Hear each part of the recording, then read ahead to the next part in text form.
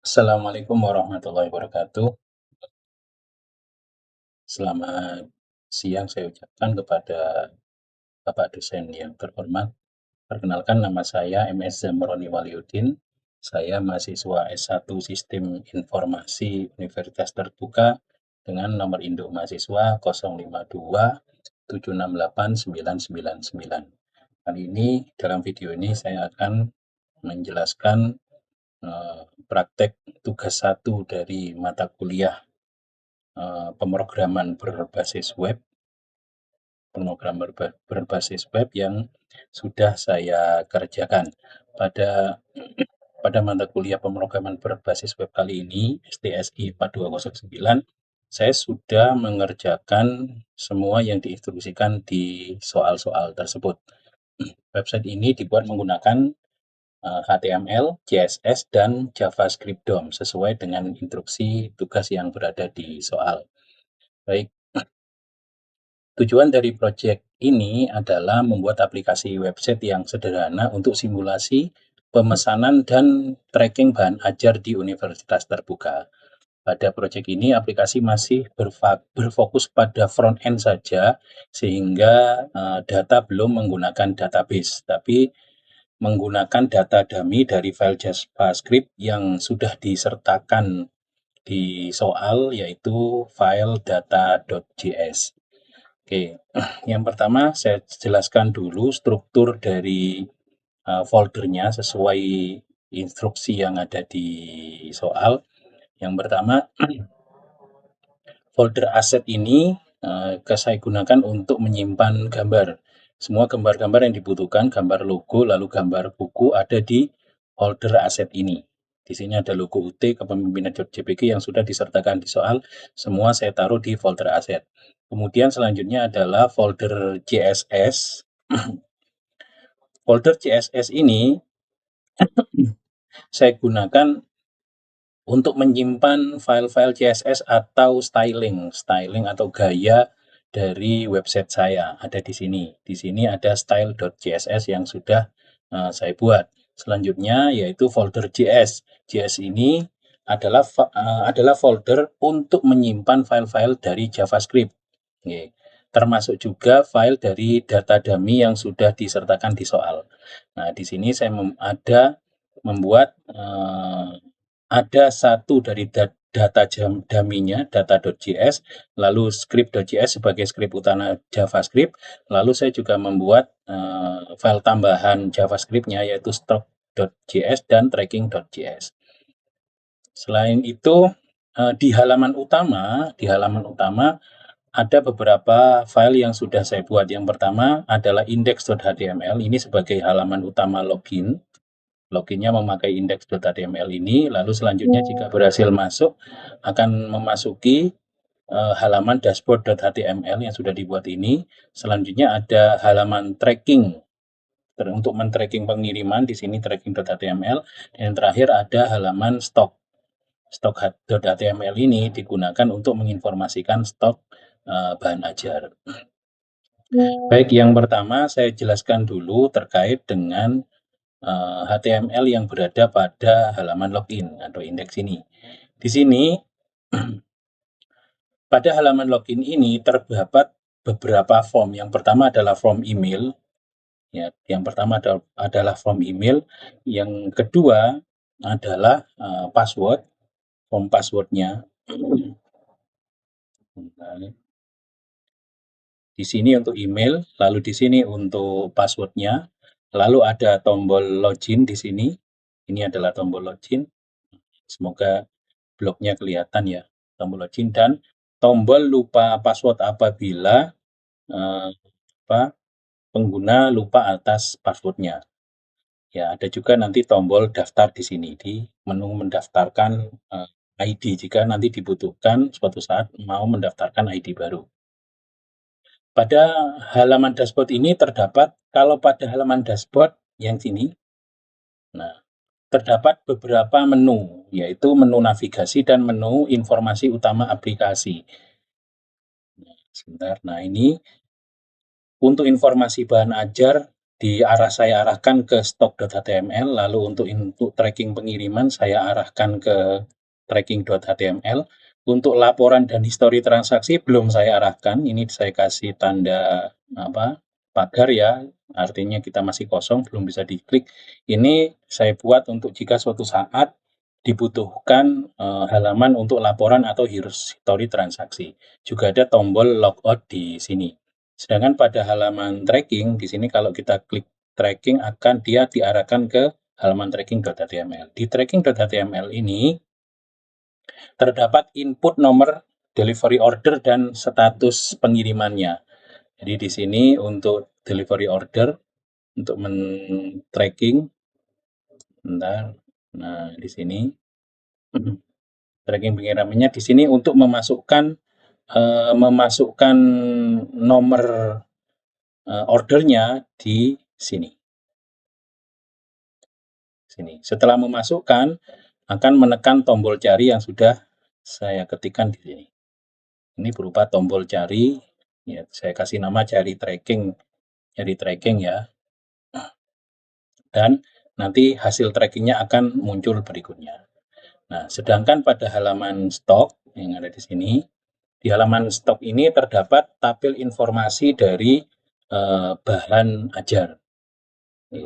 Saya juga menggunakan elemen HTML yang semantik seperti form, tabel, button, section, semua saya gunakan.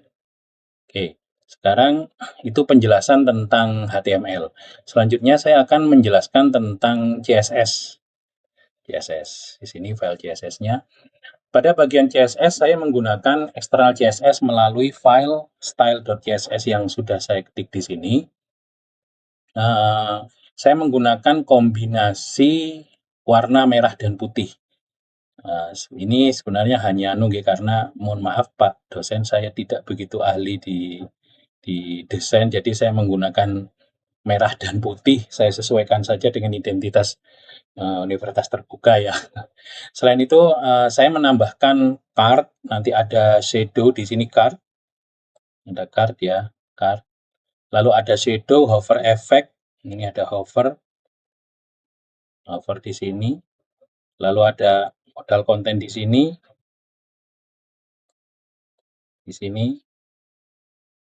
juga ada modal pop-up juga.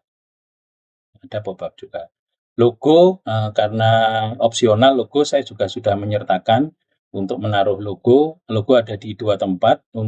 Yang pertama di login, yang kedua ada di dashboard di sidebar-nya di atasnya. Ini saya gunakan ini semua agar tampilan website menjadi lebih modern dan nyaman digunakan. Selanjutnya penjelasan JavaScript tentang DOM-nya. Saya menggunakan DOM manipulation untuk membuat website menjadi interaktif. Jadi beberapa di script data di sini, di file script JavaScript-nya, saya menggunakan beberapa implementasi DOM yang saya gunakan di tugas kali ini. Yang pertama adalah validasi login, yang kedua adalah manipulasi tabel stok, penambahan data stok, penghapusan data, pop-up modal, dan tracking pengiriman. Saya menggunakan metode JavaScript seperti add event listener, lalu query selector. Ya, query selector, ada juga create element, append child, dan inner HTML. Nah, lalu ini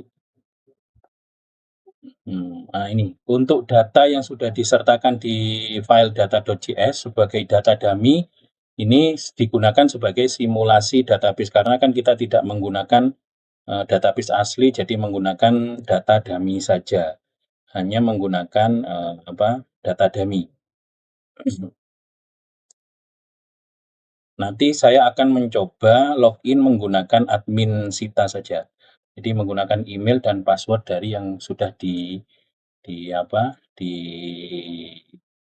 disertakan di sini. Data-data di file dummy ini nanti ada di sini akan sudah diterterakan data login, lalu data bahan ajarnya sudah ada, data bahan ajar sudah ada, lalu ada juga data tracking pengiriman. Di sini sudah ada. Di sini sudah ada. Jadi karena project ini masih bersifat front end saja, maka seluruh data dibaca langsung dari JavaScript tanpa database. Oke. Selanjutnya saya akan mencoba mendemonstrasikan aplikasi.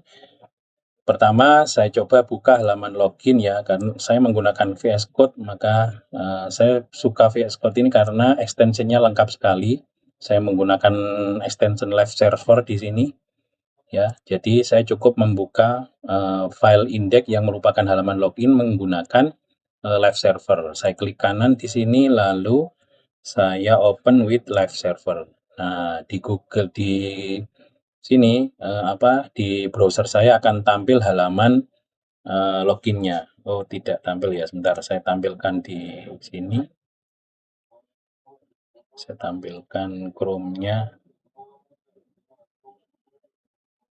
Nah, sudah tampil. Baik, di Chrome ini sudah tampil halaman login yang sudah saya buat. Di sini saya tinggal memasukkan email dan password yang sudah ada di data dummy tadi. Saya coba cek data dummy yang ada di file data.js. Nah, ini. Saya coba menggunakan admin ya.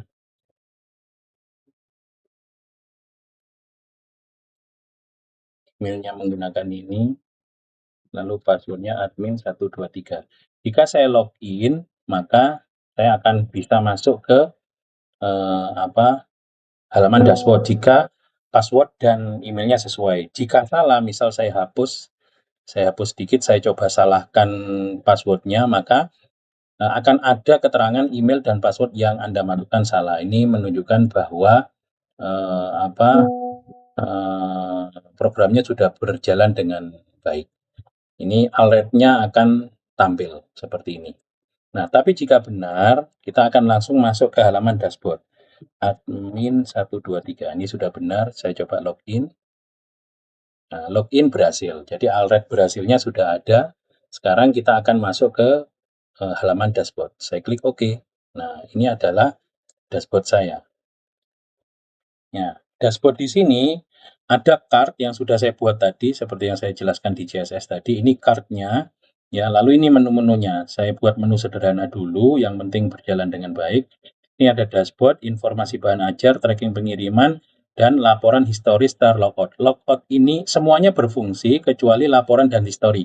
Karena laporan dan histori tadi saya hanya buat tombol dummy dulu, saya kasih tanda crash tadi. Jadi tidak bisa diklik apapun untuk histori dan laporannya.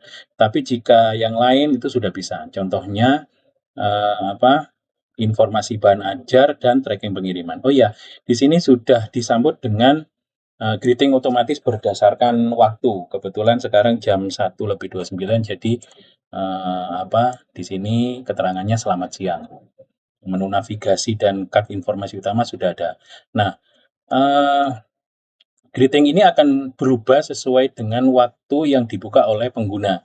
Jadi bisa berubah selamat pagi, selamat siang, atau selamat sore. Disesuaikan dengan waktu lokal dari pengguna. Sekarang kita coba demo tracking bahan ajarnya. Di sini tracking bahan ajar. Kalau kita klik, kita akan masuk ke halaman bahan ajar. Nah, di sini kita cukup memasukkan tracking pengirimannya.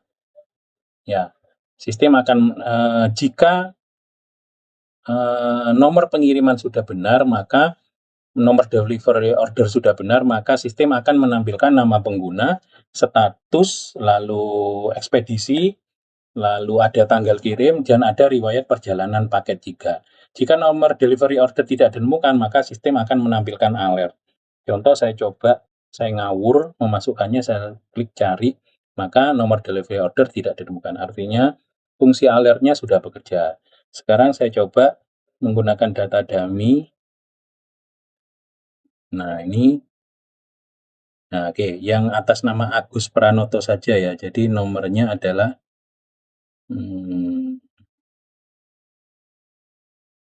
ini nomor DO.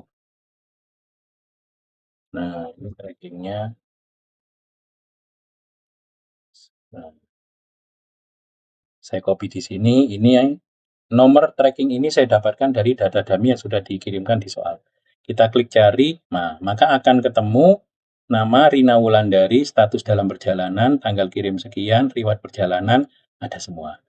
Jadi artinya sudah berhasil. Oke. Sekarang kita kembali tentang demo stok, halaman stoknya. Di informasi bahan ajar ini kita bisa melihat stoknya. Kalau kita klik di sini akan langsung tampil dari kode bahan ajar, lalu nama bahan ajarnya apa, lalu jenisnya apa, lalu stoknya apa, stoknya ada berapa, lalu ada aksi, bisa juga dihapus di sini. Nah, dengan begitu pengguna di sini bisa berinteraksi. Yang pertama, menghapus data yang sudah ada. Misalkan saja PAUD ini saya klik hapus, nah dia akan hilang. Lalu pengguna juga bisa menambahkan data baru. Contoh, ini hanya misal saja ya, kita tambahkan data dari mata kuliah yang sedang kita kerjakan tugasnya, STSI 42099, pemrograman berbasis web, saya coba stoknya 100 misal. Oke, saya klik tambah. Nah, ada alert data berhasil ditambahkan, nanti data akan muncul di bagian bawah. Oke, ini data sudah muncul di bagian bawahnya. Nah, sebagai penutup itu tadi fungsi-fungsi sudah berjalan semua. Ini saya coba kembalikan ke dashboard ya. Lalu saya coba logout, di sini tombol logout. Nah, dia sudah logout. Jadi melalui tugas 1 dari pemrograman berbasis web ini, saya telah banyak belajar. Terima kasih kepada Bapak dosen terkait dengan struktur HTML, styling CSS, dan manipulasi DOM menggunakan JavaScript. Terima kasih atas perhatian Bapak dosen dan rekan-rekan semua. Assalamualaikum warahmatullahi wabarakatuh.